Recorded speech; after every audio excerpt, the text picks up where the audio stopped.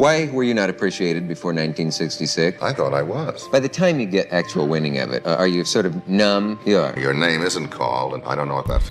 He was the face of American courage, a towering cowboy, a soldier, a savior in uniform. When John Wayne rode across the silver screen, audiences didn't just see an actor, they saw the embodiment of patriotism itself.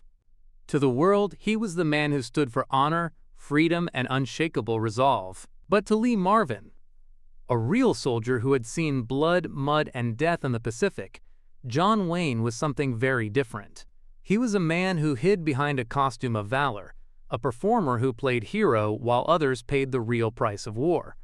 In the early 1940s, when World War II broke out, Hollywood was shaken. One by one, stars like James Stewart, Clark Gable, and Henry Fonda enlisted. They left behind fame, fortune, and safety to serve their country. But not John Wayne. He stayed home. While America's sons stormed beaches and faced enemy fire, Wayne found a way to avoid the draft, filing for deferments, citing family obligations, and letting studio executives pull strings to keep him in California. And it wasn't just cowardice. Lee Marvin would later claim it was strategy. The studios needed Wayne. He was becoming their biggest moneymaker, the perfect propaganda symbol. So while reels of real soldiers were being developed in blood and sweat, Wayne was filming fake battles on movie sets. Playing the brave Marine in Sands of Iwo Jima, the heroic officer in Back to Bataan. The irony was staggering. America's favorite warrior had never even worn the uniform in combat. Marvin, who'd fought as a Marine and been shot through the backside in Saipan, despised what he saw as Wayne's hypocrisy. To him, every war scene Wayne acted was a betrayal, a reminder of those who never came home while a pampered star became rich pretending to be them. "He built his fame on our graves," Marvin once said bitterly, and he wasn't alone. Many veterans who watched Wayne's films saw them not as tributes, but as fantasy. A Hollywood lie sold to millions who wanted to believe in the myth of the indestructible American man. In BUT, the deceit went deeper. Wayne didn't just avoid war. He used it. The government, desperate for morale-boosting icons, quietly endorsed his films as patriotic tools. Studio heads painted him as the ultimate soldier and symbol of American virtue. The lie worked. Newspapers celebrated him as if he'd fought on the front lines himself. Children idolized him. Veterans saluted him. And politicians paraded him as proof of America's strength. Yet behind closed doors, Wayne was privately racked with guilt. A guilt that, according to those close to him, turned into defensiveness and arrogance. And after the war, Wayne became aggressively patriotic, almost obsessively so. He championed anti-communist movements, publicly condemned un-American actors, and lent his face to propaganda films that glorified military aggression. It was as if he were trying to prove something, not to the public, but to himself. He shouted his love for America, Marvin would later say, because he was afraid of what silence would reveal. NBY the 1960s, Wayne had become a cultural god. He was no longer just an actor, he was an idea. Yet as time went on, cracks began to show. Stories emerged of his explosive temper, his crude behavior, and his disdain for co-stars who challenged his authority. Crew members described him as domineering and occasionally cruel, especially to younger actors or those who disagreed with his political rants. His private life, once guarded, revealed affairs, heavy drinking, and a deep-seated bitterness toward those who questioned his image. But it was one interview, years later, that destroyed what little innocence remained around his name. In 1971, during a now infamous Playboy interview, Wayne made openly racist and homophobic remarks, claiming he believed in white supremacy and dismissing Native American suffering as their own fault. The man who had played noble frontiersmen and freedom fighters had revealed the rot beneath his own myth. For many, it was a shocking moment. For Lee Marvin, it was confirmation. Marvin, who had long since abandoned Hollywood's illusions, saw Wayne as the ultimate symbol of what he hated most about the industry, the worship of image over integrity. To him, Wayne represented everything fake about fame, a man who never walked through hell yet sold millions of tickets pretending he had. And worse, he'd convinced America to believe it. And it wasn't that Marvin wanted to destroy Wayne's reputation. It was that he couldn't stand the lie anymore. In private conversations before his death, Marvin described Wayne as the false idol of America, a man who stole the valor of others to build an empire of his own. If he'd gone to war, Marvin said once, he'd never have made another movie, but maybe he'd have learned what being a man really means. In truth, John Wayne was a master illusionist, not just on screen, but in life. His rugged masculinity, his drawling confidence, his moral certainty, all were performances carefully crafted to feed a nation's hunger for heroes. And maybe that's why he endured. America didn't need the truth. It needed the dream. Yet, as Lee Marvin's list suggested, every myth eventually cracks. Behind the cowboy hat and the slow swagger was a man haunted by the war he never fought, and by the ghosts of men who did. His fame became his armor, his screen roles, his confession. But no matter how many films he made, no matter how loudly he waved the flag, he could never escape the truth Marvin saw all along. And John Wayne wasn't the hero America thought he was. He was the story America wanted to believe. In smoky nightclubs and glittering ballrooms, Frank Sinatra was untouchable, the man with the golden voice, the king of cool, the soundtrack of America's dreams. To the world, he was charm personified, the crooner who could melt hearts with a single note and make presidents bow with a smile. But beneath that silk-smooth exterior, Lee Marvin saw something darker. To him, Sinatra wasn't just a singer. He was a man entangled in power, pride, and peril, a performer whose fame was built not only on talent, but on fear. Sinatra's rise from Hoboken poverty to Hollywood royalty was the stuff of legend. But it wasn't all microphones and magic. In the shadows behind the stage lights, whispers followed him. Whispers of men in sharp suits who watched his back, of debts repaid in favors rather than dollars. The FBI began to take notice, opening a file that would eventually span over 2,000 pages. The reason? Sinatra's deep and dangerous friendships with America's most feared men, mob bosses like Lucky Luciano, Sam Giancana, and Willie Moretti. While the press painted him as a loyal friend to presidents and movie stars, Sinatra was reportedly dining with mobsters who ran gambling rings, loan shark networks, and contract killings. He didn't hide it either. He flaunted it, attending their parties, sharing cigars, and letting the world see that the man who ruled the stage also had the respect of the streets. But for Marvin, who valued integrity and truth above glamour, this wasn't boldness. It was rot. He called Sinatra a man who lives off the shadows behind him, a phrase that would later echo in Hollywood's private circles. Behind closed doors, Sinatra's temper was infamous. He was as quick with a fist as he was with a tune. Stories of violent outbursts filled gossip columns and police reports alike. Waiters were beaten for spilling wine. Journalists were threatened for writing the wrong headline. Even lovers weren't safe from his rage. Behind that angelic voice was a man who needed control, who demanded loyalty and punished betrayal. Those close to him said Sinatra carried two things wherever he went, a bottle and a grudge. And yet, his connections made him untouchable. Politicians courted him. Studios protected him. When his name surfaced in organized crime investigations, the evidence mysteriously vanished. When rumors linked him to the mafia's influence in Las Vegas casinos, powerful friends made sure no charges ever stuck. The same men who might have destroyed another star, instead, shielded Sinatra. Not because they loved him, but because they feared what he knew. Still, the cracks showed.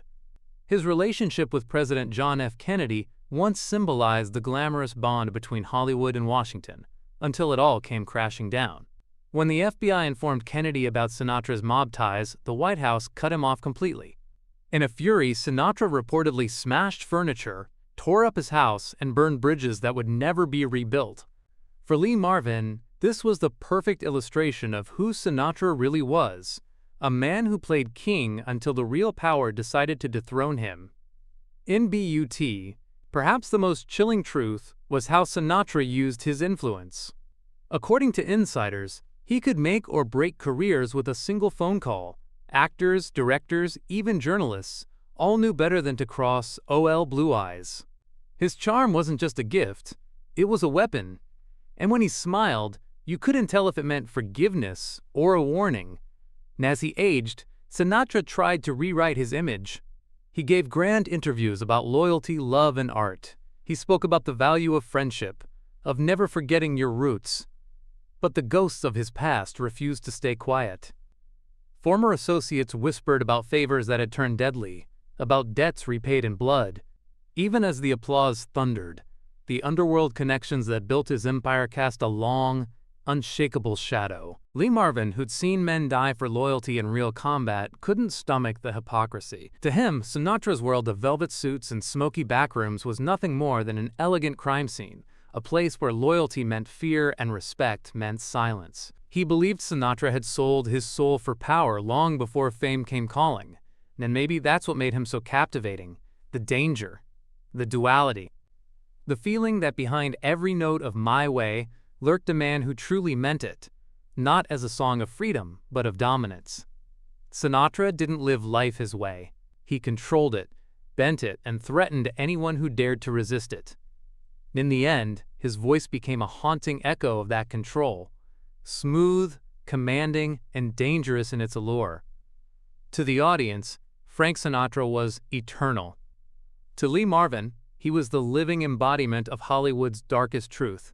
That charm, when mixed with corruption, can become the most powerful weapon of all. He was dazzling, magnetic, and irresistible, a man whose very smile could silence a room. Tony Curtis wasn't just another Hollywood heartthrob. He was the golden boy of post-war America, the face of desire in a decade that worshipped beauty.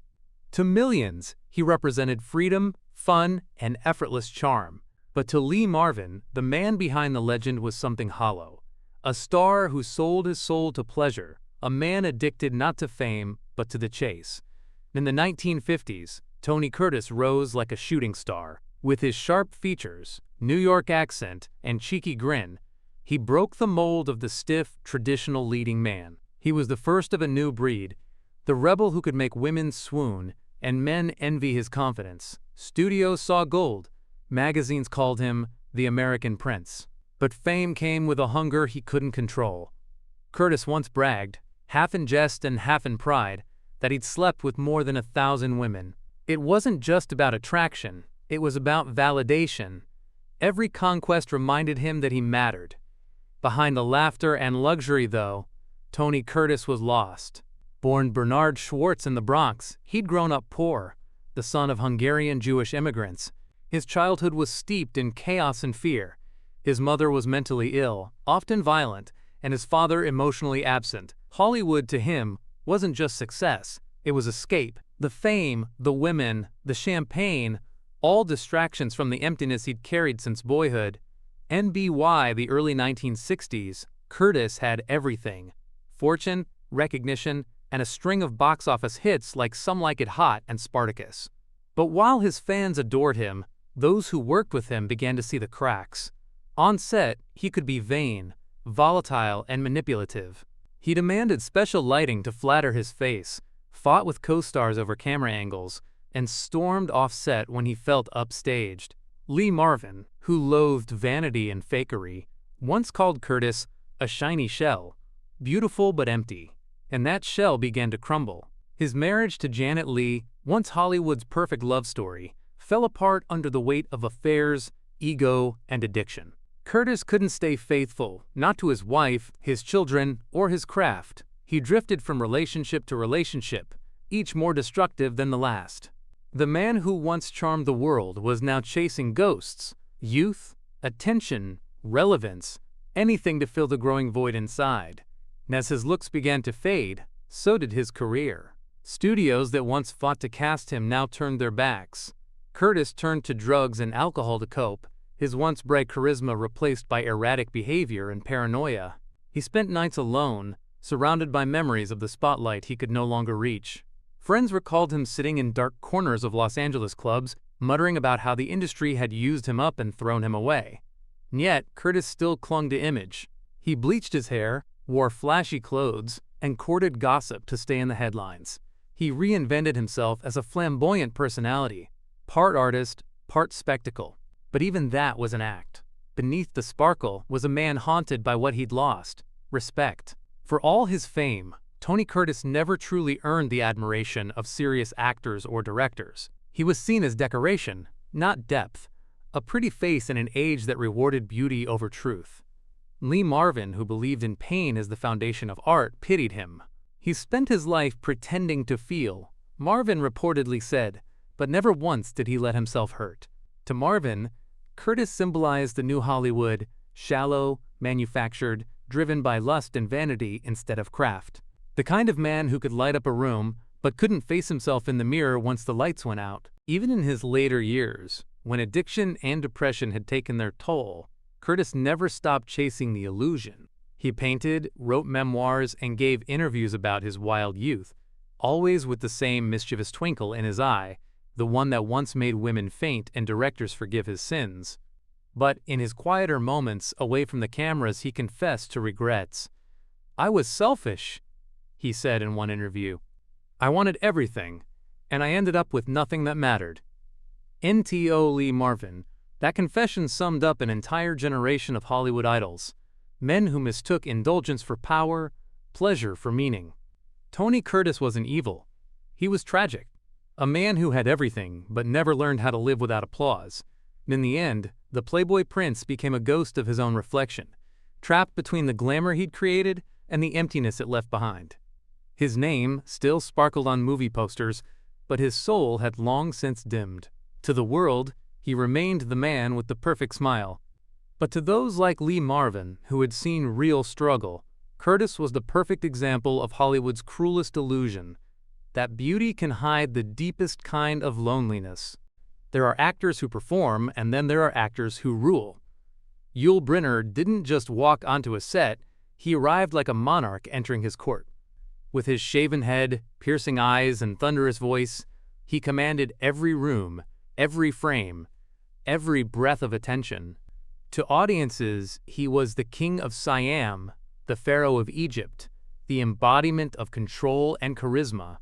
But to Lee Marvin, who valued authenticity above all else, Brynner was something far darker, a man consumed by his own legend, addicted to power, and haunted by the need to dominate everyone around him. When The King and I premiered in 1956, Yul Brynner became an instant phenomenon. His performance was magnetic, almost supernatural. Audiences had never seen anyone like him. He wasn't handsome in the conventional sense, but his confidence, his posture, his voice, they hypnotized people. He moved like a man who had already conquered the world. But what the public didn't see was how carefully that illusion was constructed. Brynner didn't just play kings, he believed he was one. Non-set, he was infamous for his control. Every camera angle, every lighting decision, every costume detail had to be approved by him. Co-stars found him impossible to work with. He demanded silence when he entered a room and grew furious if someone dared to outshine him. Even Steve McQueen, his co-star in The Magnificent Seven, quickly discovered that crossing Brynner was a mistake. The two men clashed constantly. McQueen, with his quiet rebellion, kept trying to steal scenes with small gestures, tiny movements that drew the audience's eye. Brynner retaliated by literally building small mounds of dirt to stand on so he would appear taller and shared shots. NTO outsiders, their feud seemed petty. But to Brynner, it was life or death. He couldn't stand the idea of being overshadowed. Not by anyone. For him, the spotlight wasn't a privilege. It was a throne, and anyone who threatened it had to be crushed. Lee Marvin, who had worked with real leaders and seen true strength on the battlefield, found Brynner's behavior revolting. He saw through the posture and poise. To him, Brynner's authority wasn't power, it was fear disguised as confidence. He acted like a god, Marvin once said, but he worshipped himself more than anyone else ever could.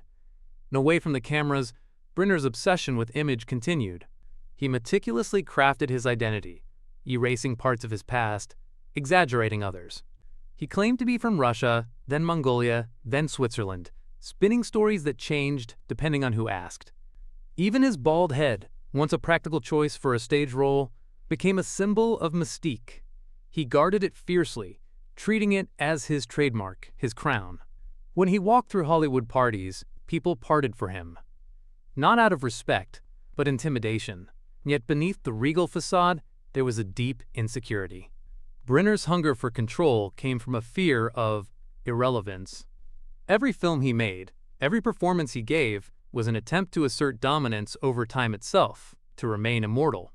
And as the years passed and the roles grew smaller, that fear only deepened. NHE became notorious for feuds, not just with co-stars, but with directors, producers, and even makeup artists. He fired assistants without warning, humiliated colleagues in front of crews, and once refused to step onto a set until an entire lighting rig was redesigned to honor his presence. Hollywood tolerated it, not because they admired him, but because his talent was undeniable. When Yul Brynner was on screen, everything else faded. That, perhaps, was his greatest curse. He could never live without that kind of power.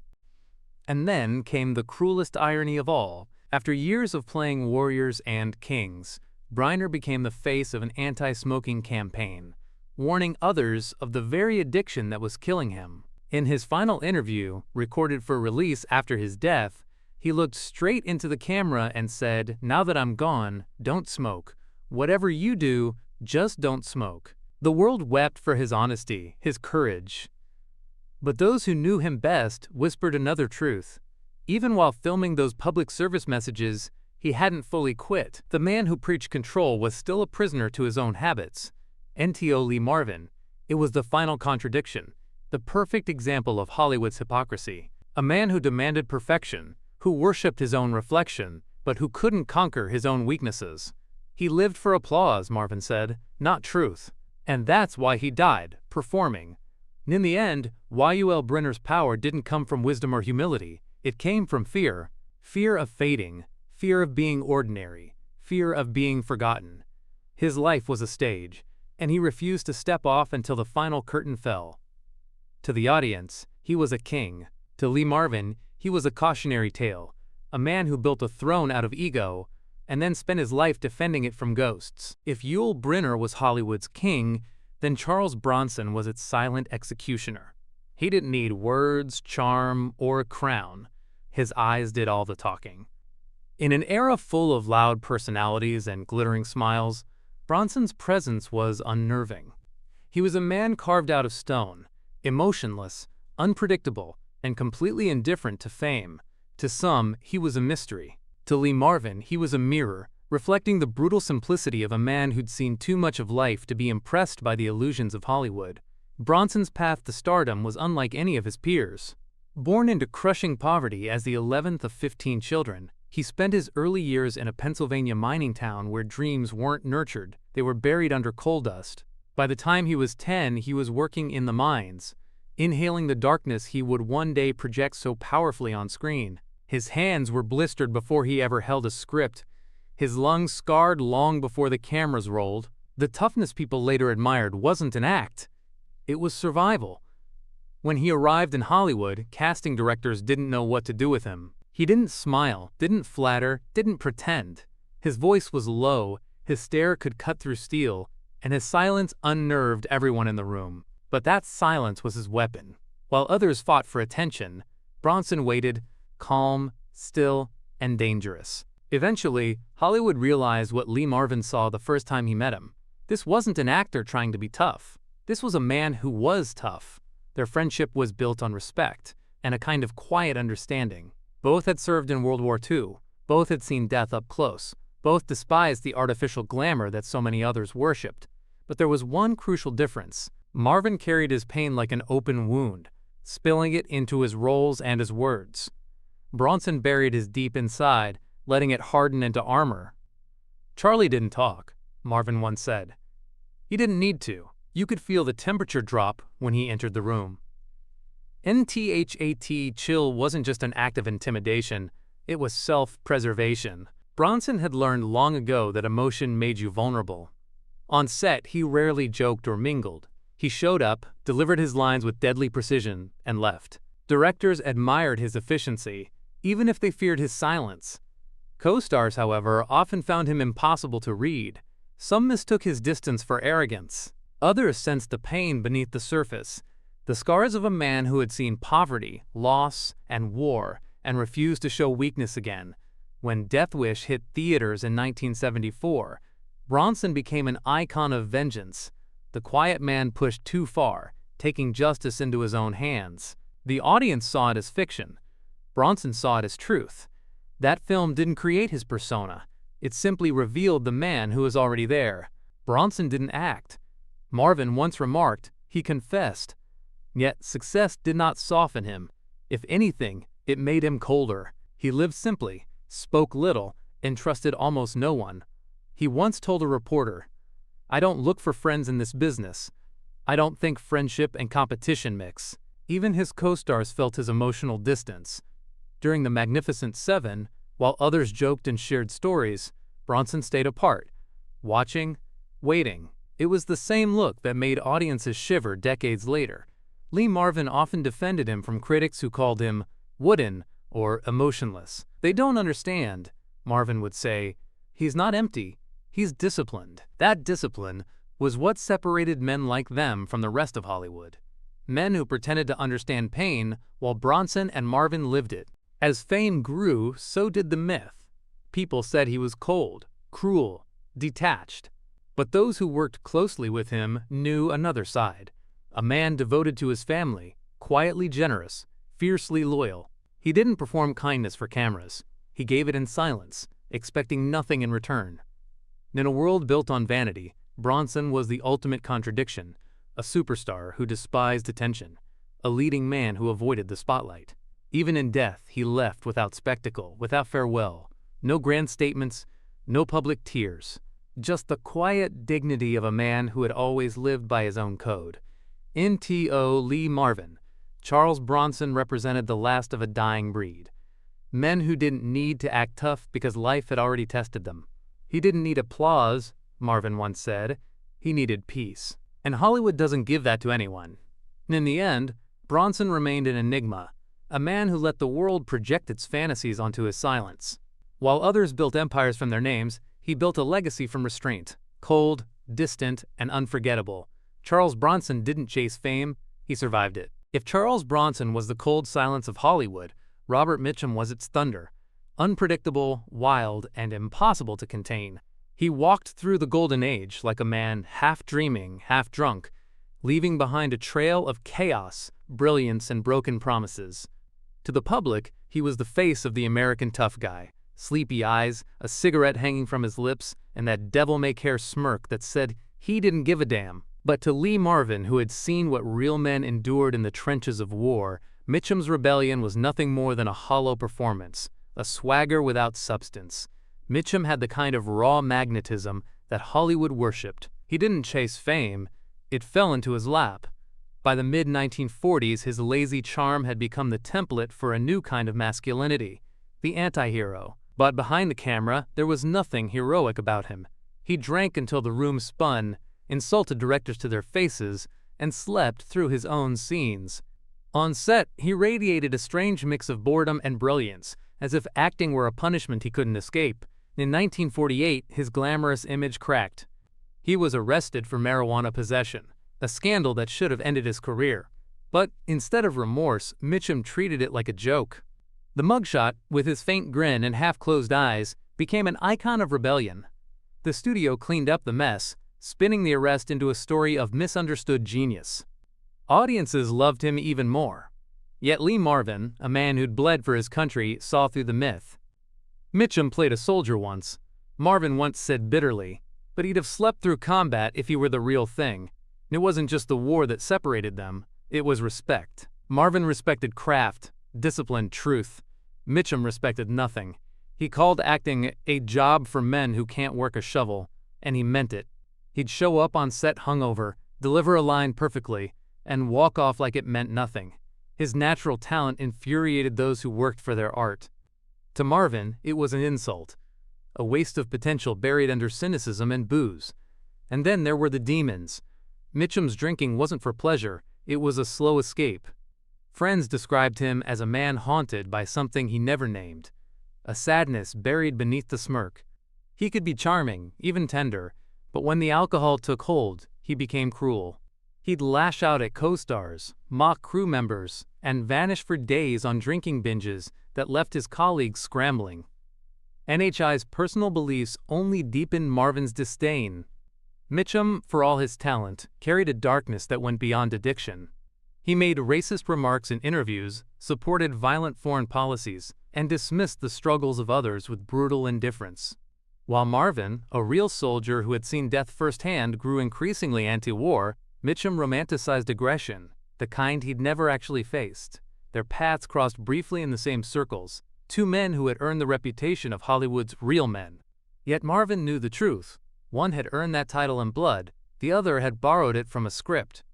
To Marvin, Mitchum's rebellion wasn't courage. It was cowardice disguised as cool. He lived drunk because sober, he'd have to face himself. Marvin once told a journalist privately, as the years passed, Mitchum's body began to give out before his reputation did. The drinking, the exhaustion, the endless pretending, it all caught up. He became a ghost of his former self, surviving on instinct rather than ambition. Still, he never apologized, never admitted weakness. In his final interviews, he dismissed his life's work with a shrug, calling it a paycheck, not a passion.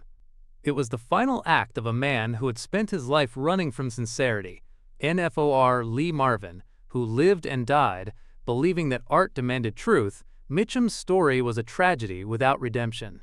He could have been great, Marvin once said, but he chose to be comfortable instead, and that, to a man like Marvin, was the worst sin of all.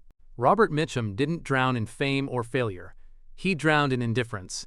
He built his legend on rebellion, but forgot that rebellion without purpose is just self-destruction. When the lights faded and the bottles ran dry, the rebel was gone, leaving behind only the echo of a smirk and the hollow ring of wasted brilliance. If Hollywood had a mirror, Telly Savalas would have spent his entire life staring into it. With his polished bald head, velvet voice, and larger-than-life personality, he didn't just crave attention, he demanded it. To the public, he was suave, witty, the perfect embodiment of cool. But to those who worked with him, especially Lee Marvin, Savalas represented everything wrong with the industry.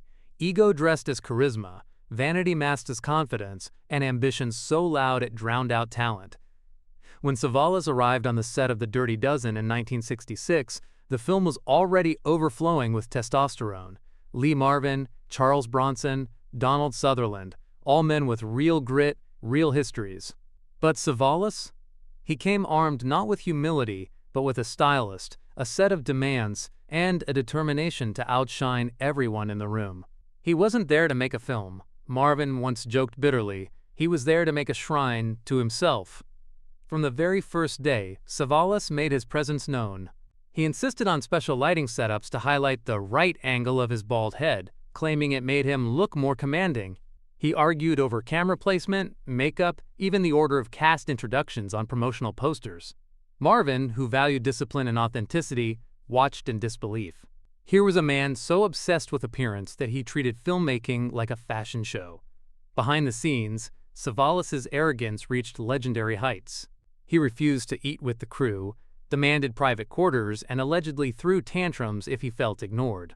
At parties, he introduced himself as Mr. Kojak years before Kojak even existed, a foreshadowing of the ego that would define his entire career. Marvin, a decorated Marine and a man who loathed pretension, once told a friend, "Telly doesn't walk into a room.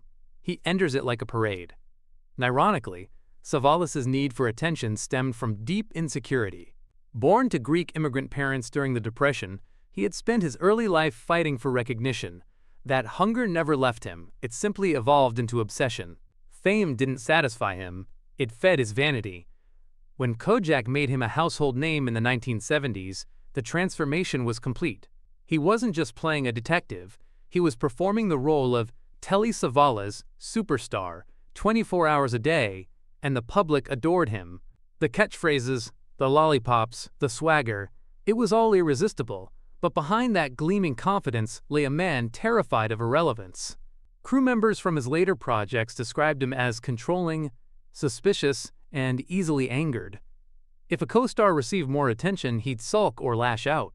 If a critic dared to question his performance, he'd call them jealous. N.T.O. Lee Marvin, who had earned his reputation through raw honesty. This kind of vanity was unforgivable. Marvin believed that the camera should reveal truth, not conceal it.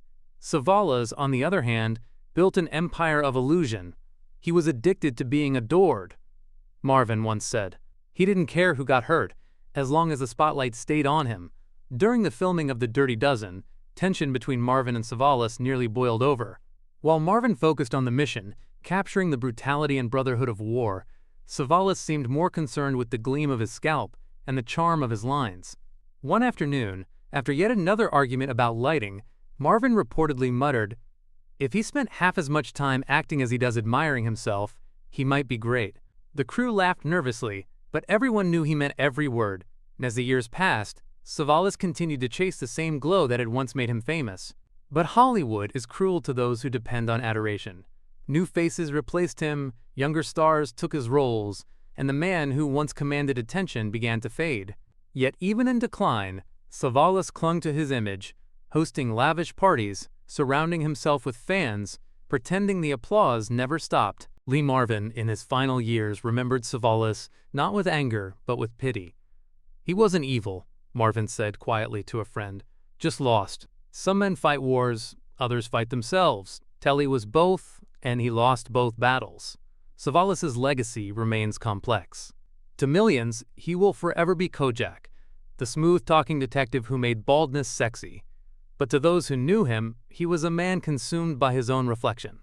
The applause that once fueled him became the very thing that hollowed him out.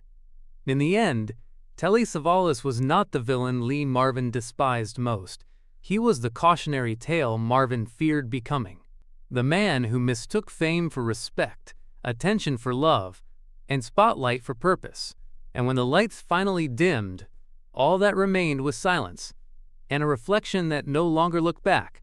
In his final years, Lee Marvin sat alone more often than not, far from the cameras, far from the noise. His body, once battle-tough and unbreakable, had begun to surrender. Yet his mind was sharper than ever, haunted by memories of war and the faces of men who'd never made it home. Maybe that's why the glitter of Hollywood had always unsettled him. He'd seen too much blood and loss to believe in make-believe heroes. When word spread that Marvin kept a secret list, 7 names of Hollywood legends he called ruthless frauds, people laughed it off as another wild veteran's rant. But those who knew him understood. Marvin didn't speak out of envy. He spoke out of disgust. He couldn't stand the hypocrisy of men who sold courage while living as cowards, who built their fame on lies while pretending to represent truth. NFOR Marvin. The list wasn't about hatred. It was about exposure. John Wayne, the false soldier. Sinatra, the charmer with mob ties. Curtis, the hollow playboy. Brenner, the egomaniac. Bronson, the cold shell.